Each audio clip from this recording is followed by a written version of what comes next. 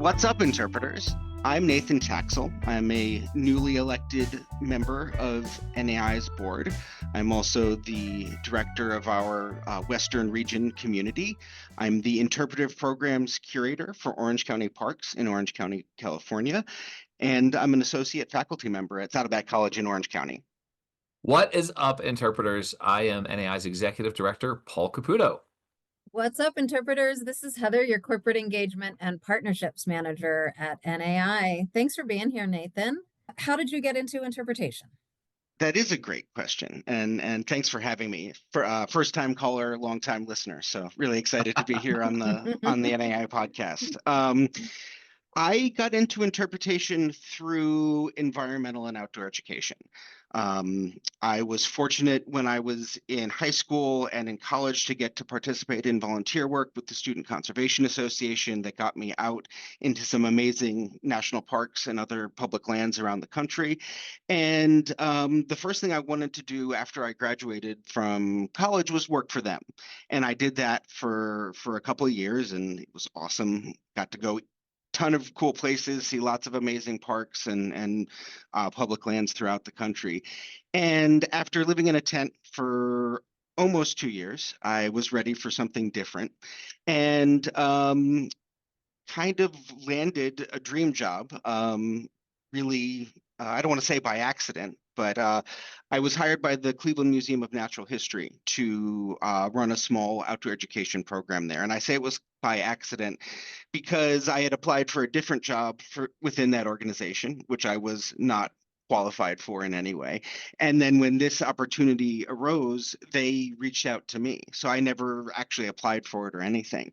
And I spent about 5 years working in the galleries of the Natural History Museum, as well as in a series of nature preserves that they manage throughout northern Ohio, and really got into this idea about informal education and environmental education and what an important role it could have in our society. And then as my career progressed, I set my eyes on civil service, moving into the public parks world, got a master's degree in natural resource management, and ended up here with Orange County Parks, where I worked as a frontline interpreter for about 4.5 years before I was promoted to run the department. I'm always curious when sort of the term or the idea of interpretation was presented to you. Like, where in your journey did you realize that interpretation was a thing? That's another great question, and I think the sort of formal way that NAI thinks about interpretation came across my plate initially when I did my certified interpretive guide course. So becoming a certified interpretive guide was something that I was asked to do after I got hired by OC Parks. It's something that we still ask most of our field staff to do. And so that was my introduction to the world of interpretation. And for most of my career since then, I've really thought of, and personally, that environmental and outdoor education and interpretation, at least in the way I practiced it, are all very, very similar and speak to the same things. I've come to know that there's a bit of a shall we say, schism between at least some interpreters and some environmental educators. That's right. Which is a really interesting thing because we're really all trying to do the same thing. But it's the nuances of it are starting to, become clear over time. But when I got my CIG in 2018, that's when I sort of started thinking of myself as an interpreter as opposed to just an educator or an environmental educator or an informal educator. But again, my practice has changed very little. Nathan, you said something really interesting there, which is, you said we're all trying to do the same thing. In your mind, I mean, it's fascinating to me to have these conversations about this field that, so few people seem to understand fully outside of this field. What is that? What is the goal of interpretation sort of writ large in society, in our community? Well, I think it is nothing short of a major solution to the kinds of crises and major world catastrophes that we're currently facing and will continue to face. Thinking about the breakdown of relationships and community in both the United States and the world. Thinking about climate change. I'm thinking about the need for some kind of uh, truth and reconciliation with all the different communities that require it, so that we can move forward as one nation, and hopefully again address major crises like climate and things like that. And it seems like it's a big lofty goal to think of our little world of interpretation to do that, but I believe we're uniquely positioned, because there are millions of us out there who are spending every day helping people connect with the natural resources, the environment around them, which is absolutely essential to inspiring people to take action in their own lives in the world to preserve what we have left. And in the same way, teaching truthful versions of history that tell unbiased stories about how we got to where we are, and in a way that I think can really bring us all together. So it's a big ask, but I really do think that interpretation has a role in fixing a lot of the problems we see today. I'm intrigued, Nathan, when you say that there are millions of us out there doing it, because in my role on the staff here at NAI, I'm can't help but notice if there are millions of us out there doing it, how come we have 5,500 members with NAI, right? That this and you and I had a really interesting conversation when you first started your term on the board, where we talked about NAI is doing pretty well when it comes to things, products and services that we're offering, the conference, the professional development and education program. But I'm involved with several nonprofit organizations outside of my job here with NAI. And every single one of them that I know of is struggling with getting people to join their nonprofit professional association. You suggested in our conversation that was something that extends beyond just member associations, but to society at large. That's correct. I do think there are far more interpreters out there than those who have joined our community, and that's a tremendous opportunity. You think about all the people that are out there at museums and at parks and historic sites and nature centers and land conservancies, and there are people who probably don't even think of themselves as interpreters, who spend their time finding ways to get their community connected with whatever resource it is that they're involved with. So I think that we are absolutely seeing the decline in joining, and it doesn't just uh, extend to professional organizations. It's everything from trade unions to religious organizations to fraternal organizations, identity-based organizations. There used to be lots of clubs based on ethnic origin here in the United States. But even down to the fact that we're socializing less, we're hosting our friends and family in our homes less. Robert Putnam, really great author, kind of aggregates all of this as social capital. Basically, the total benefits of being connected to our fellow humans, and across the board, it seems to be in decline, and that's very, very concerning. And something that I think as an organization, we need to work to combat, just to survive as a membership organization. But as a profession, I also think we have a role in helping people find community and bringing people together and fighting against that tide of social isolation.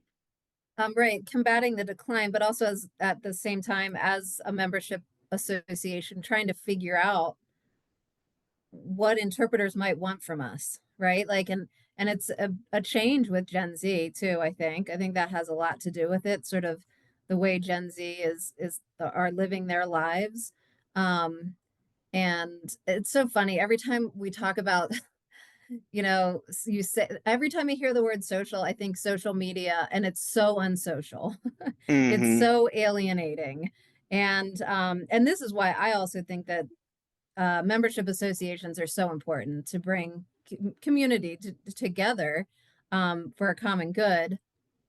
So, what inspires you to be involved with your professional association as a member, as a leader? Um, yeah, what inspires you, Yeah. Nathan? Um, And not it's just it NAI. I mean, it right, might be, right. you know, It's so many things. It's finding those kindred spirits, for better or for worse. Uh, Interpretation is not something I would describe personally as my profession. I think of it as a vocation. It really, again, for better or for worse, is very, very much tied up into my own personal identity and how I see myself.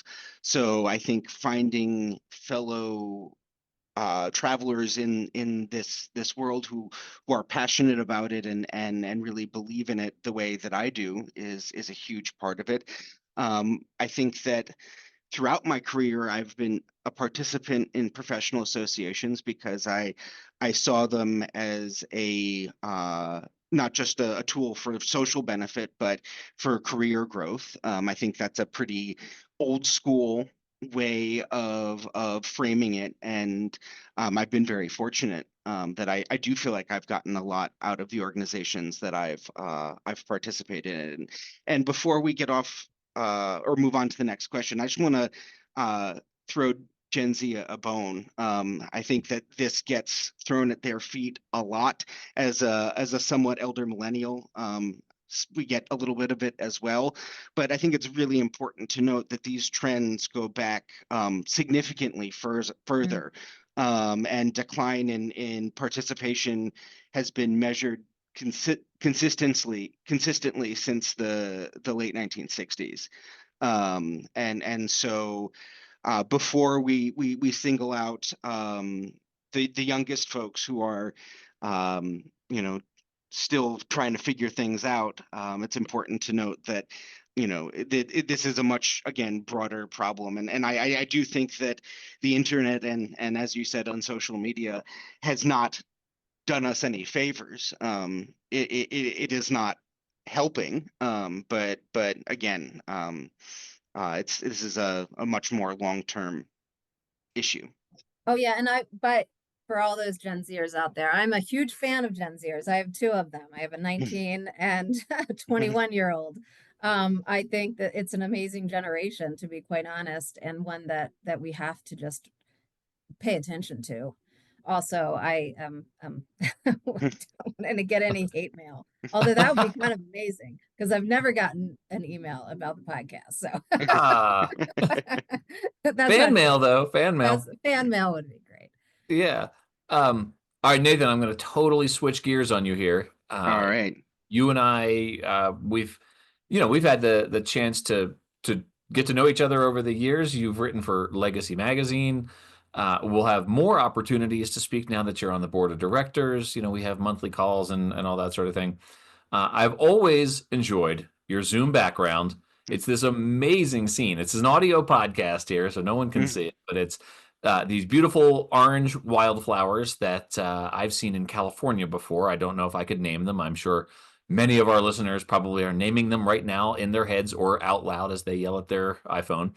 But then, these sort of brownish green mountains and then snow-capped mountains behind you there. I am assuming that that is one of the OC parks for whom you are the Interpretive Programs Curator. What are we looking at here in your Zoom background?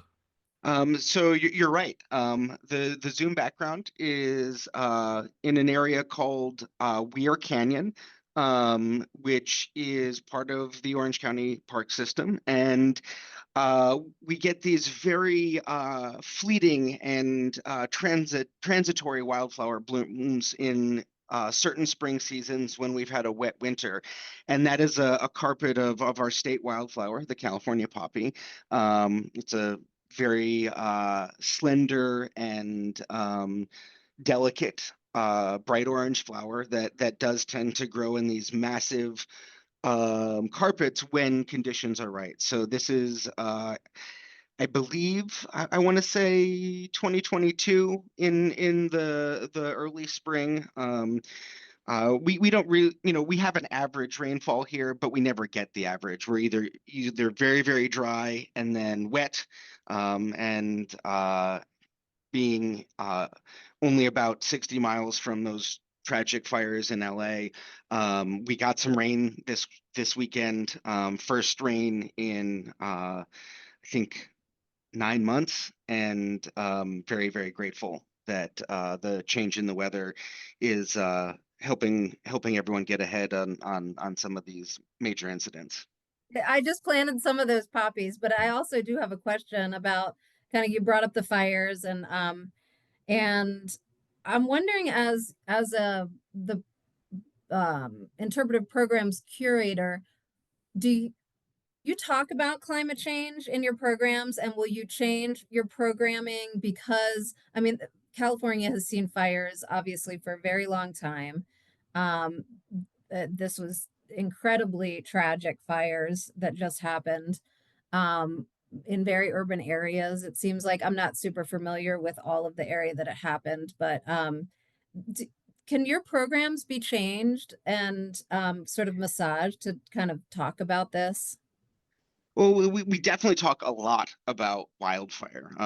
Fire and forest fires are actually an essential part of the ecosystem here. And the reason they've become, or many reasons they've become catastrophic, is really a whole separate conversation. Orange County, where I'm at, is a incredibly diverse place, both of, from an ethnicity perspective, from a socioeconomic perspective, from a political perspective.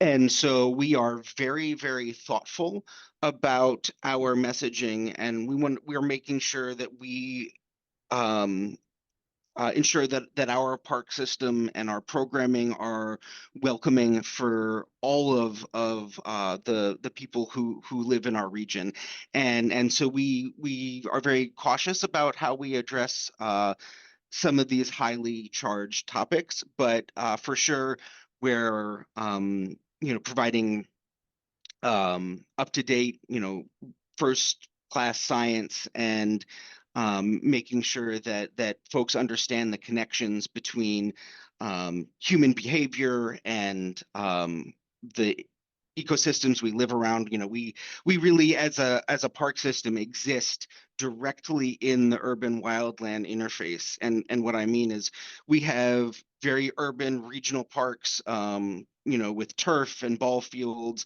surrounded by very, very dense populations. But we're also fortunate to manage lands that are undeveloped and adjacent to other even larger tracts of public land, where we have, really highly functional ecosystems with large predators and all of that. So it is a complex dynamic to try and balance all of those things in an interpretive program, while satisfying the needs and desires of all the different communities we serve. I think a And universal, right? For interpreters everywhere, that's probably a struggle and not getting any easier. Where do your programs happen? we have 9 nature centers, and many programs use those facilities.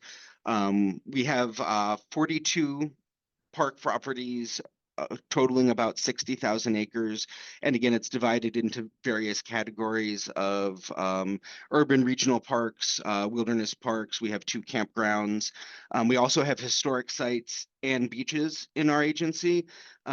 So we have really the full spectrum of natural ecology that our county has, from tide pools in the ocean all the way up to the top of our watershed in the foothills of the Santa Ana Mountains.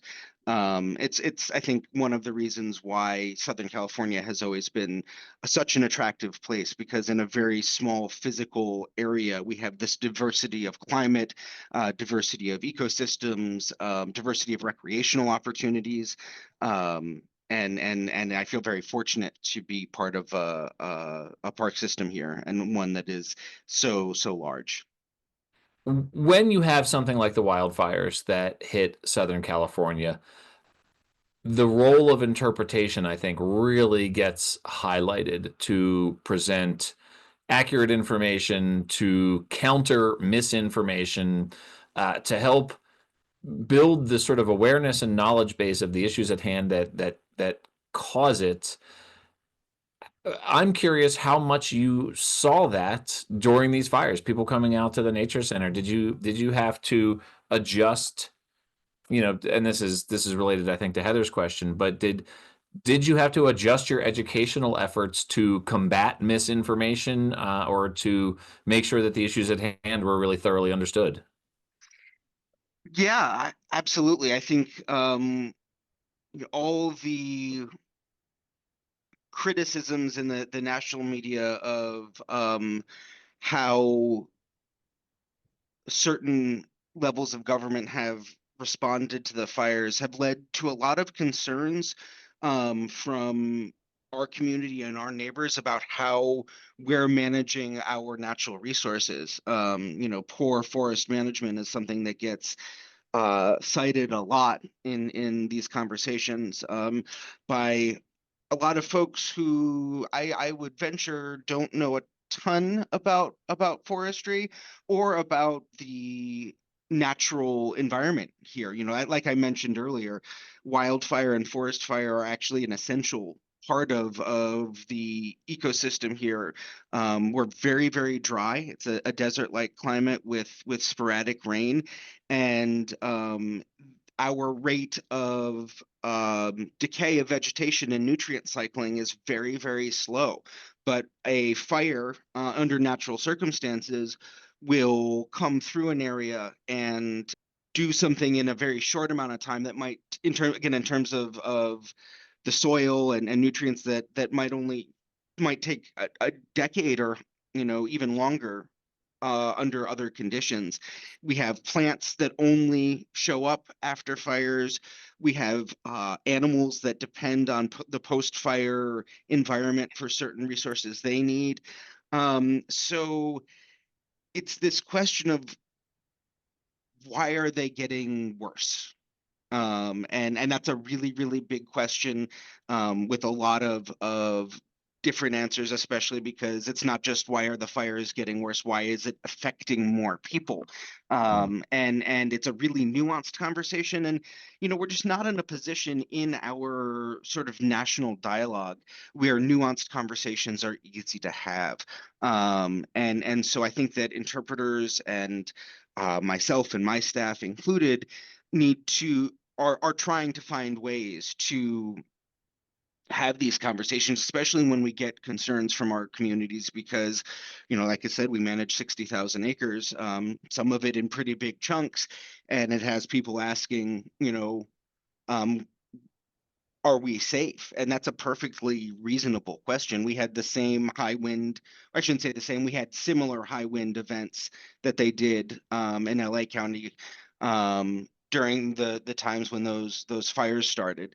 And so it's something that we're deeply aware of and thinking a lot about, and trying to make sure that, as the interpretive team, that we're effectively communicating what our agency is doing to both effectively manage the ecosystems under our care, as well as provide for the safety of the communities around us.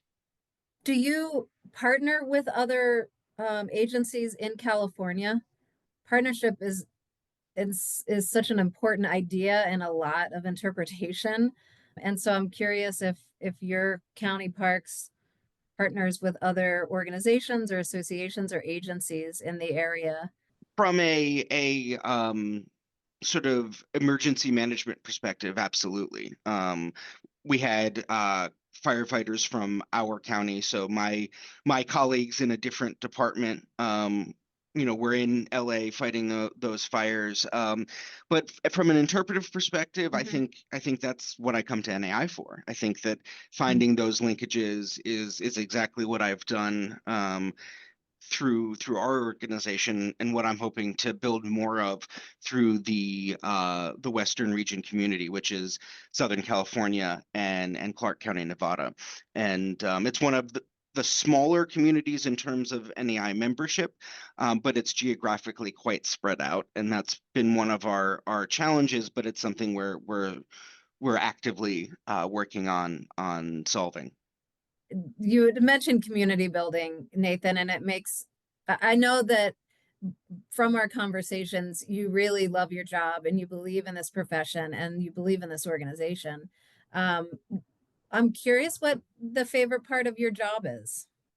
So I am super fortunate. I supervise a small team of 7 frontline interpreters, and they are some of the most talented and dedicated professionals that I've ever had the chance to work with. And the work that they do on a daily basis to execute our organizational mission and interpret the natural resources which Orange County Parks has in a way that engages more people and grows our audience and develops real connections, inspires me and makes me really excited to come to work every day and support them and have a small degree of involvement in their tremendous success. So keeping the focus on interpretation here, we mentioned at the beginning of the episode that you are newly elected to the board of directors. At the time of this recording, it is still January, so by when this drops, it'll probably be February. Committing to being on the board of directors for a 3-year term, at least one 3-year term, that's not a small commitment. And clearly, there are areas of interest for you within the profession, within the organization. What are your goals as a member of the board of directors for the organization? What are some areas you'd like to focus on? Well, I think the biggest thing that I want to do, which is sort of essential part of the role that I was elected to, is create the linkage between the advisory council and the board of directors. The advisory council and the communities which we represent, I think, have to play a major role in some of the issues that we've been talking about, and primarily figuring out how to grow NAI's membership. We're the advisory council are the boots on the ground where we're doing the work of building interpretive focused communities on a daily basis. We whether it's the regions where we are again looking to work with interpreters that are geographically located near us, and then the communities that are built around specific professional interests or professional identities. I think the fact that we've added the young professionals council to the advisory council is tremendous. We've also added a volunteer section, and I'm hoping that giving those aspects and those parts of our organization and those areas of our membership a more formal voice in the organization through the advisory council, and the advisory council's connection to the board of directors is essential. And so I really want to the best of my ability, represent all of those folks and the hard work that they're doing every day, to promote our field and to promote our organization. Beyond that, I think I'm really excited about continuing to grow my own professional community and network. I do feel like I personally get a ton of benefit out of serving in a leadership role in professional organizations. I previously was on the board of directors of the Association for Environmental and Outdoor Education, which is California's statewide affiliate for NAAEE. And that's a great organization. It's one that I'm still trying to keep ties with. I think there's a lot of synergy. I think that the environmental education interpretation schism is probably something more of the past. I think the fields have come towards each other, and we're really focused on the same things and speaking with a much more common language. And so I hope to build connections there and just understand the power of associations and solidarity. And I think that it's something that I really appreciate. It's fills up my cup, and I hope to kind of promote those things as well. Nathan, where can people find the work that OC Parks is doing, or where can people find out more about the things that you're doing? Sure. So ocparks.com, really great place to find us. OC Parks is also active on all your favorite social media platforms, and we have a really great team that does that. So there's always some fun stuff on there for folks to see. And you are of course listed on our board of directors page. So if you are interested in contacting Nathan or learning more about the advisory council or the board of directors, go check out nai-us.org. That's our website, and you can reach out to Nathan about NAI and interpreters. That's what's up.